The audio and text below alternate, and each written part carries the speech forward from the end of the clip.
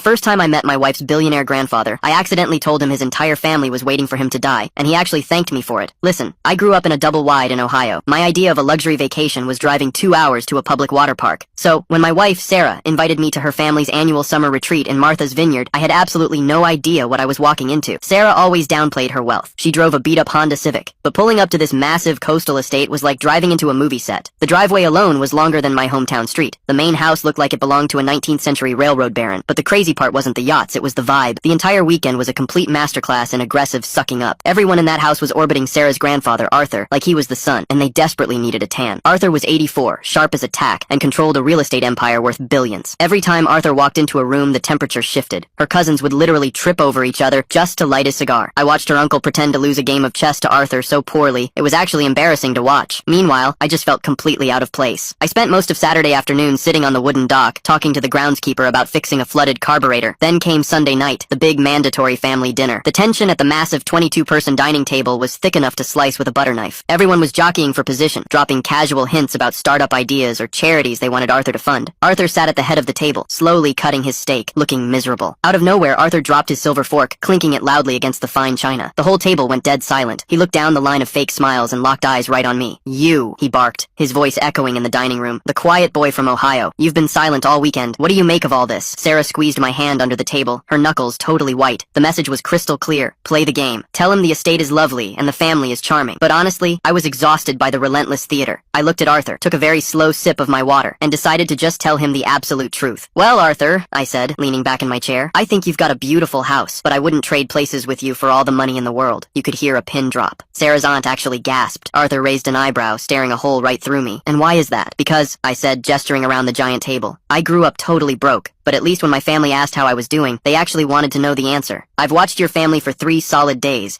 and not a single person has talked to you. They've only talked at your wallet. It looks incredibly lonely." I braced myself to get thrown out by security. Sarah's dad looked like he was about to have a heart attack right into his soup. But Arthur? He didn't yell. He didn't throw me out. He just threw his head back and let out a massive, booming laugh. It was the first real sound I had heard in that house all weekend. "Finally!" Arthur wheezed, wiping a tear from his eye. "An honest man in a house entirely full of vultures." The rest of the dinner was agonizingly awkward, but Arthur insisted I pull my chair up next to his. We spent 2 hours drinking cheap beer and talking about restoring old muscle cars. 6 months later, Arthur unexpectedly passed away. When the final will was read, it caused an absolute nuclear meltdown. He left the estate, the yachts, and the heavy investments in a locked trust that the family couldn't touch for 20 years. But he left Sarah and me a handwritten letter and the deed to a massive, fully paid off working ranch in Montana. The note simply read, "Build a real family out here. Don't let them turn out anything like